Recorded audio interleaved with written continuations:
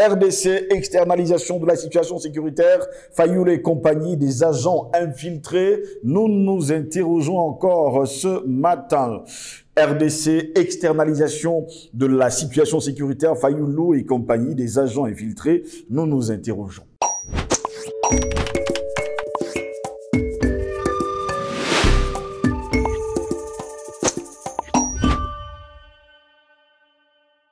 C'est toujours un réel plaisir de vous retrouver sur Panafricaniste TV. Mesdames, Messieurs, bonjour. Bienvenue à toutes et à tous à cette autre édition de Parole Panafricaniste. Et bien sûr, c'est la chaîne de télévision qui vous apporte le meilleur de l'information sur un plateau d'or. Bonne année à toutes et à tous et surtout nos meilleurs vœux de santé, de prospérité, de vie. Il faut surtout une longue vie à toute la jeunesse africaine. 3 personnalités congolaises dont le prix Nobel de la paix 2018, Denis Mukwege, ont accusé le 27 décembre dernier le régime de Félix Tshisekedi de mener une politique d'externalisation de la sécurité de la République démocratique du Congo, alors que le pays est menacé d'émiettement.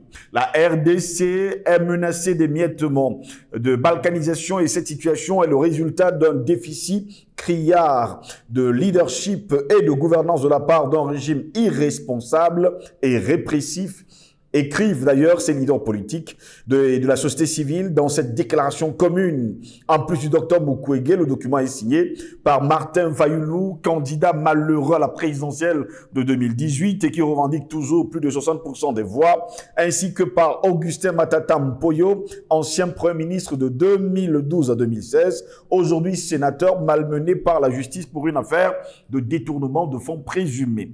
Au lieu de doter le pays d'une armée efficace, note-t-il, le gouvernement a privilégié une politique d'externalisation de la sécurité nationale à des forces étrangères et pire, à des États à la base de la déstabilisation du pays, citant le Rwanda et l'Ouganda.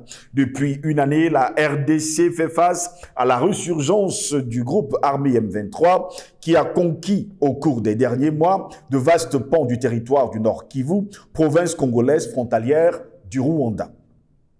Sous la pression internationale, les rebelles ont pris part vendredi à une cérémonie en vue de remettre la ville stratégique de Kibumba à une force militaire régionale de la communauté d'Afrique de l'Est. L'armée congolaise a qualifié samedi de ce désengagement annoncé avec pompe par les rebelles du M23. Kinshasa a d'ailleurs accusé, il faut le préciser, à de multiples reprises Kigali de soutenir ce groupe, des allégations rejetées par le Rwanda voisin. Messieurs Mukwege, Fayoulou, Matata ont appelé donc au retrait immédiat des éléments du M23 de toutes les positions qu'ils occupent et ont invité le Conseil de sécurité de l'ONU à exprimer une condamnation ferme du Rwanda par rapport à la situation politique en RDC.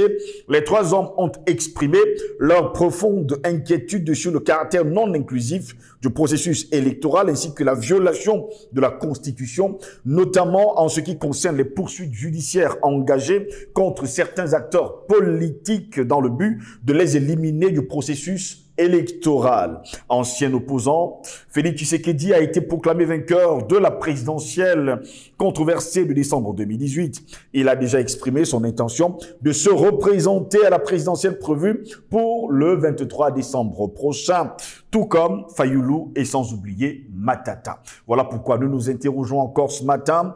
RD Congo, externalisation de la situation sécuritaire, Fayoulou et compagnie, des agents infiltrés.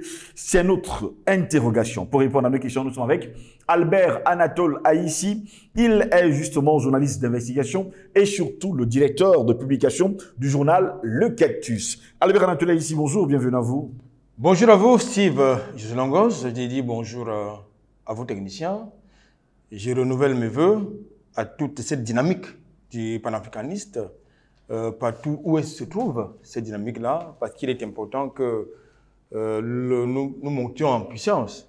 Je crois que les liens ont bougé, notamment du côté de l'Afrique de l'Ouest, avec ce que vous connaissez, n'est-ce pas, de la situation du côté du Mali, c'est-à-dire la fermeté des autorités de détention maliennes, guinéennes, je parle de la Guinée-Conakry, du côté de Burkina Faso, où également les lignes bougent.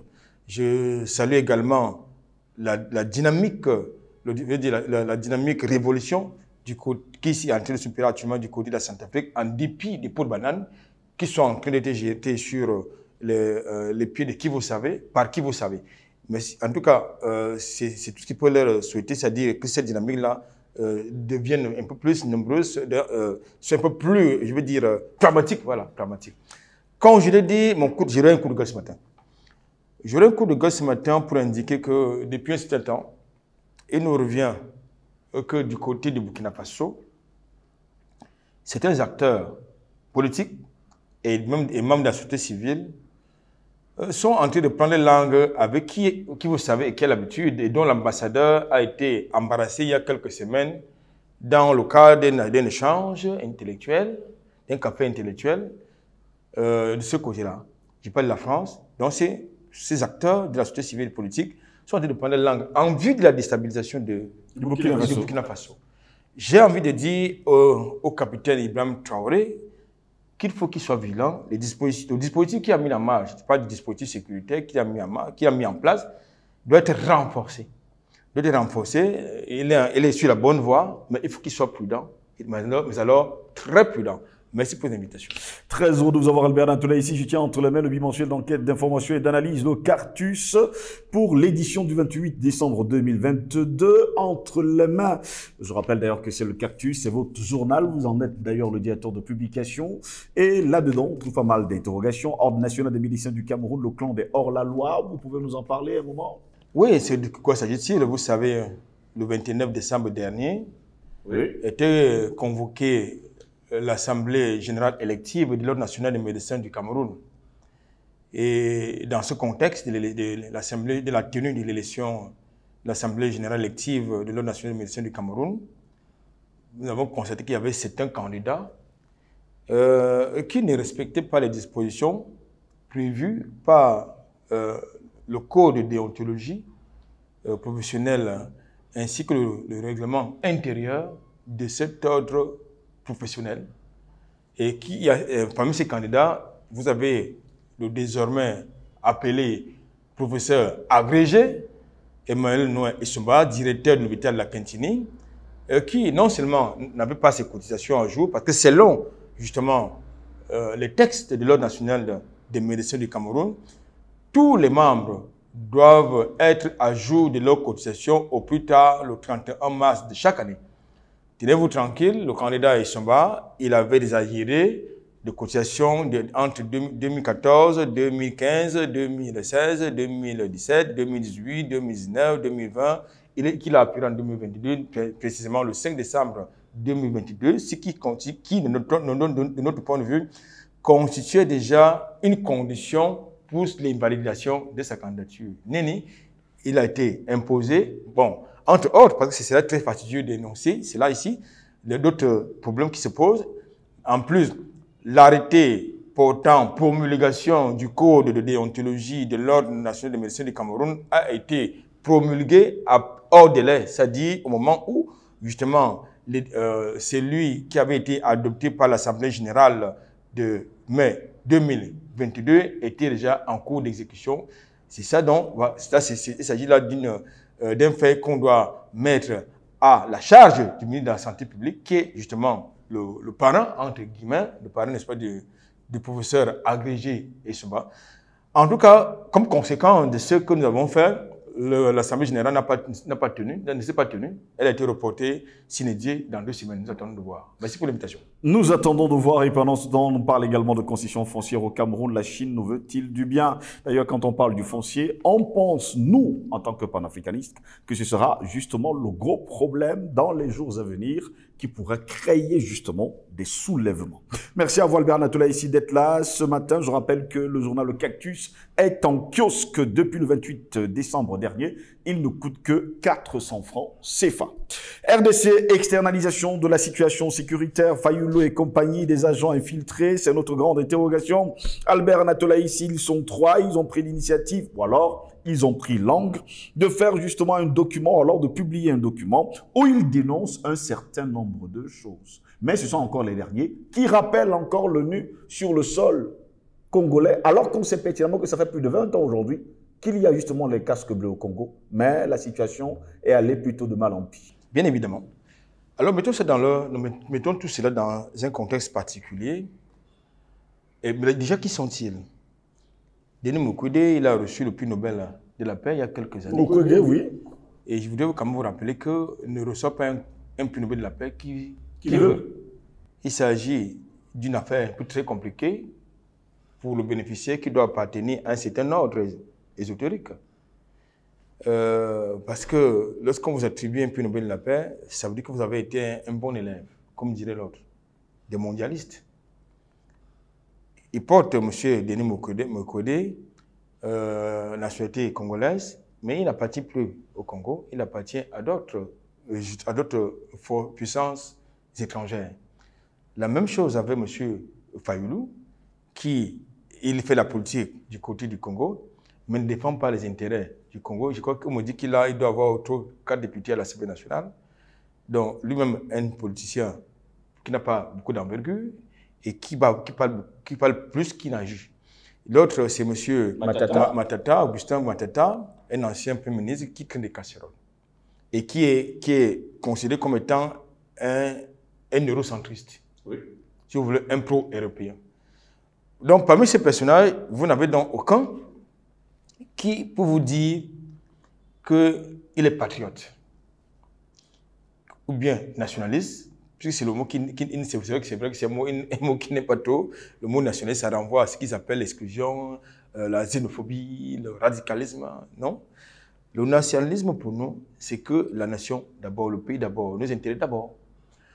Alors, ils ont donc pris, dans le contexte de la situation sécuritaire que vous connaissez du côté de l'Est du Congo, pour faire prendre un communiqué, pour décrier cette situation-là du M23. Ils estiment que, selon eux, au lieu que le président Tshisekedi prenne des initiatives en tant que président de la République qui a justement juré de protéger l'intégrité du territoire, de protéger les Congolais, au lieu que ces derniers prennent des initiatives dans le sens de la professionnalisation ou de la réforme de l'armée, ils préfèrent accuser le Rwanda, l'Ouganda et les autres et appeler d'autres forces étrangères à la rescousse. Voilà grosso modo ce qui est reproché au président Tshisekedi. Tshisekedi, lui, vous avez oublié dans le même cercle. Hein. Voilà, vous avez oublié d'indiquer que dans le même communiqué, ces 3 mousquetaires demandent au président Tshisekedi d'élever l'état de siège qui est en cours au niveau du Nord Kivu, du fait de l'insécurité grandissante que vous connaissez. Alors, que s'est passé au Nord Kivu? Là, nous entrons dans l'analyse géostratégique. Vous savez que le Nord Kivu, vous avez la frontière avec le Rwanda, avec l'Ouganda, et plus loin avec le Burundi. Et c'est par là où transitent les matières premières qui vont du côté du Rwanda, qui est désormais le premier producteur de l'or, alors que le Rwanda n'a pas un seul gisement d'or sur son sol, un peu comme l'Hexagone. C'est par là où passe le lithium et tout ce que vous connaissez comme... Bref, depuis que le couvre-feu a été instauré de ce côté-là, certaines activités industrielles sont en arrêt du côté du Rwanda. Il faut donc justement que Fayulu, Mukwege et Matata donnent de leur voix pour que ce couvre-feu soit levé. Voilà donc ce qu'il faut comprendre. Dans l'ensemble, je pense qu'aujourd'hui, on ne peut pas refuser ou bien dénier à un chef d'État de prendre des mesures conservatoires dans l'optique de protéger sa population, de protéger l'intégrité de son territoire, même si on peut lui faire le reproche de n'avoir pas été proactif parce que tout compte fait. Oui. Aujourd'hui, la réalité c'est que le président Tshisekedi est également victime de ce que lui-même faisait lorsqu'il était de l'autre côté de la barrière. C'est-à-dire qu'en son temps, c'était Joseph Kabila qui était aux affaires, il le critiquait, n'est-ce pas, de manière systématique, quelquefois, très souvent sans apporter des solutions ni des propositions. Aujourd'hui, il y a donc un retour de bâton. C'est-à-dire, on lui fait des critiques, on critique sa gouvernance, on critique son magistère, sa façon de gérer les crises. Donc, je crois que là, mais il faut qu'on soit lucide. Il faut qu'on soit lucide en ce sens que lorsque la République est en danger, on doit mettre de côté les clivages. Je parle des clivages politiques, je parle des clivages sociologiques, entre autres. il ne faut pas lui jeter de l'huile sur le feu. Aujourd'hui, vous avez un certain Anthony Blinken qui fait des sorties, il brusque de mon point de vue, pour condamner, demander au Rwanda de ne plus financer ou soutenir le M23. La même chose que dit Biden, la même chose que dit le Jupiter, qui condamne, qui s'offusque de ce que le Rwanda, n'est-ce pas, soutienne le M23. Mais ils ne vous disent pas que les mêmes gens soutiennent Kagame, ils font des affaires avec Kagame. Mais qu'est-ce qui peut expliquer qu'on donne la présidence de la francophonie, de l'Organisation de la francophonie, à une citoyenne dont le pays a pour langue officielle l'anglais? Ça s'explique? De manière rationnelle, ça s'explique? Ça ne peut pas s'expliquer. Pourquoi est-ce que c'est maintenant que Blinken peut prendre la parole et condamner justement le soutien du roi de Kagame au M23? Tout le monde sait que Kagame était un agent de la CIA qui travaille pour les États-Unis. Mais ce qui est quand même paradoxal et étonnant, j'allais dire extraordinaire et même curieux dans cette affaire, c'est que personne en dehors de son secrétaire général, de l'ONU, personne ne remet en question la présence de la MONUSCO de ce côté-là, dont les résultats sont un peu plus catastrophiques. Lorsque le secrétaire général de l'ONU, Antonio Guterres, vous dit de manière solennelle, sans filtre, que les casques bleus qui sont déployés en République démocratique du Congo n'ont pas les moyens militaires nécessaires pour combattre les groupes armés. Alors, que font-ils encore là-bas? C'est une bonne question. Que font-ils encore là-bas? Qui arme le M23? Je voudrais quand même vous rappeler que le M23 dispose des chars, des armes stratégiques. Oui. Qui finance les drones, les chars, bref, toutes ces logistiques, ça ne dit pas du matériel lourd, qui coûte cher. Mais qui les finance? Qui les arme? C'est la question. Donc c'est les mêmes gens donc qui, un peu comme lors de la guerre du Biafra, n'est-ce pas? La France sur la table vous dit on négocie. Sur la table elle finance, n'est-ce pas? C'est un peu c'est le même scénario. C'est-à-dire, devant les caméras, ils condamnent, ils vous racontent ce qu'ils veulent bien vous raconter. Vous y croyez parce que vous êtes naïf peut-être. Mais en dessous de table, ils font toute autre chose. Je pense qu'à un moment donné, et c'est ce qu'on doit demander justement, nous, les panafricanistes, les nationalistes et patriotes, demander au président Tshisekedi, c'est qui doit pouvoir réformer son armée. Le Congo, c'est une superficie de plus de 2 millions de kilomètres carrés. Oui. Plus de 150 millions d'habitants. Mais il faut quand même, lorsque vous savez, la nature a horreur de vide. Si vous laissez ces tampons de territoire inoccupés, mais eh bien l'ennemi va les occuper. Et faire du troc ou du trafic avec, je parle des bandes armées, lorsque je parle de l'ennemi, je parle des bandes armées, des groupes armés, ils vont faire le troc avec les ennemis de l'extérieur. Et vous en avez, ils sont en plus, non seulement les ennemis de l'extérieur, vous en avez qui sont également de l'intérieur. Et ils sont davantage plus nombreux les ennemis de l'intérieur. Donc aujourd'hui, et tout à l'heure je vous parle du contexte. C'est en juin, c'était en 2013 que le M23 a été démantelé. Il est bien démantelé. Mais comme par hasard, lorsque le président Tshisekedi annonce la nationalisation de l'exploitation notamment du lithium, avec la construction des usines de transformation de cette matière-là, que surgissent les groupes armés. C'est comme par hasard. Alors, je trouve cela quand même, ça peut être une circonstance bizarre, comme j'ai pu le dire. Ça veut donc dire qu'en fait, il faut empêcher le Congo de s'engager dans un processus d'industrialisation en créant sur son territoire l'insécurité qui va décourager non seulement, qui va détruire non seulement les activités économiques, en plus, qui va décourager les investisseurs potentiels. C'est ça le scénario habituel que vous connaissez. Albert Natoula, ici, que pensez-vous justement de ces Africains qui pensent que Mukwege, Matata, Fayulu et Tshisekedi sont justement dans le même camp, mais qu'ils font semblant, les uns font semblant de défendre la nation, d'autres par contre appellent aux forces étrangères? Mais tous font partie du même cercle. Cela veut dire tous externalistes. Alors, quelle avait la nationalité de Fayolo? Fayolo, comme la plupart des Congolais, est quoi? Il est belge. Bon, vous ne pouvez pas demander à un Belge de défendre les intérêts, n'est-ce pas, de la République démocratique du Congo. Le choix est tout fait. Quelle est la véritable nationalité de M. Mukwende, de Denis Mukwende? Je veux dire que c'est un... Je veux dire que c'est un eurocentriste très proche des Américains. Eh bien, très proche des Américains. Qui attribue les prix Nobel de la paix? Ce sont les Américains, n'est-ce pas? Je vous ai donné, si vous entrez dans les critères qui rentrent dans l'attribution du prix Nobel de la paix, vous serez surpris. Peut-être ça fait l'objet d'un débat. Qui est M. Augustin Matata? C'est un autre Belge.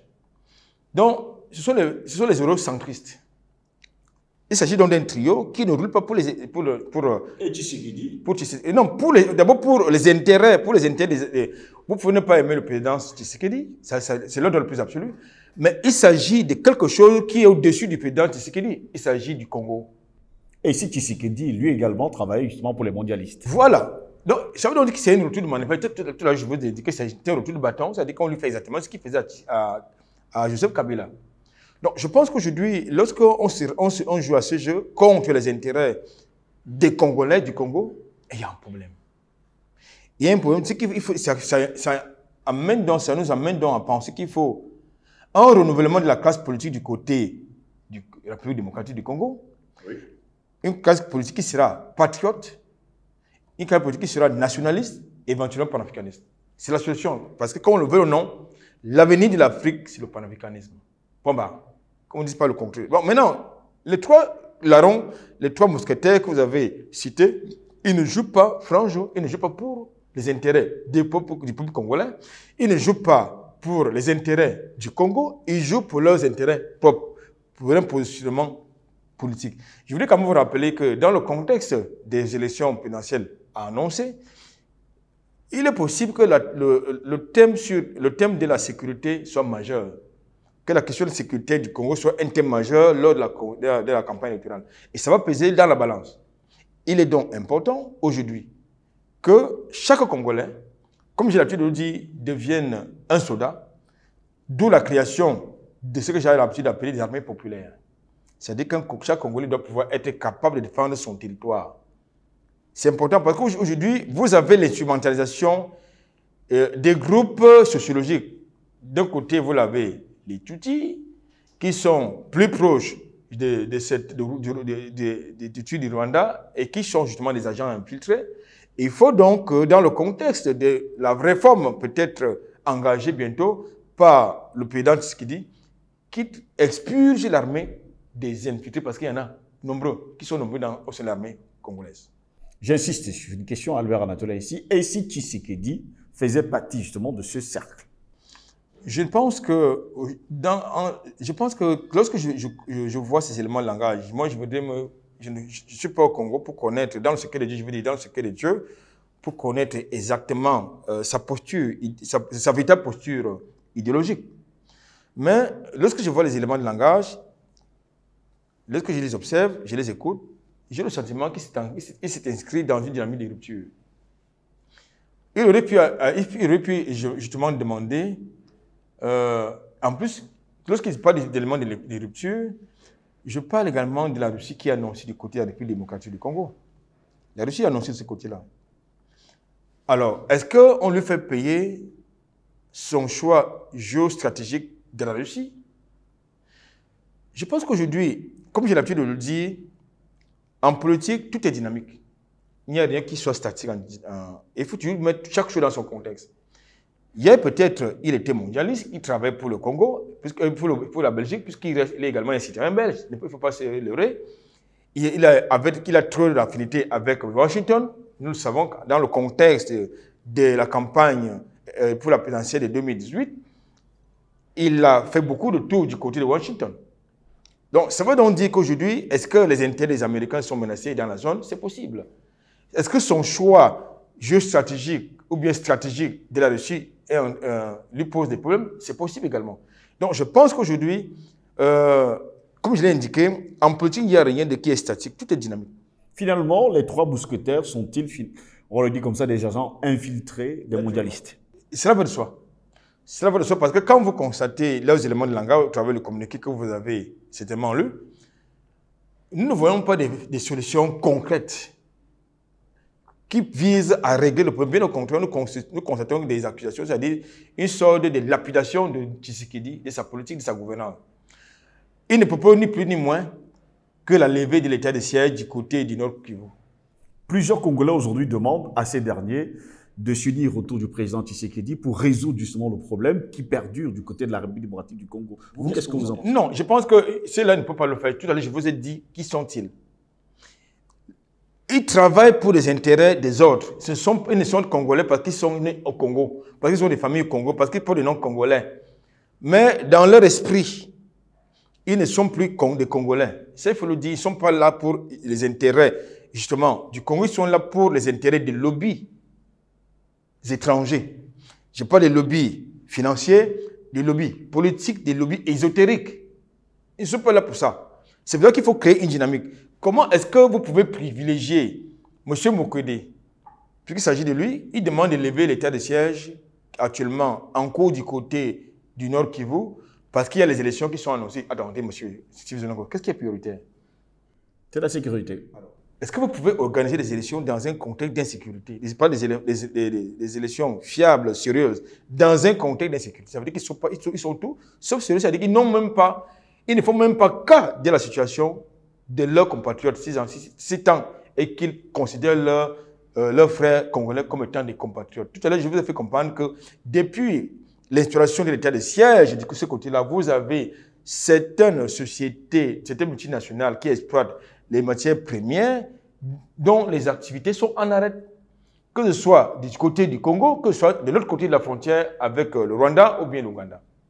Voilà l'enjeu. Cet enjeu-là est géostratégique. Albert Latoula, ici, je vous dis merci d'avoir été là ce matin. Merci. Mesdames, Messieurs, c'est ici que s'achève cette édition de Parole panafricaniste. Au plaisir de vous retrouver très prochainement. Passez une agréable journée. Surtout, nous vous souhaitons tout le meilleur du monde au cours de cette année 2023.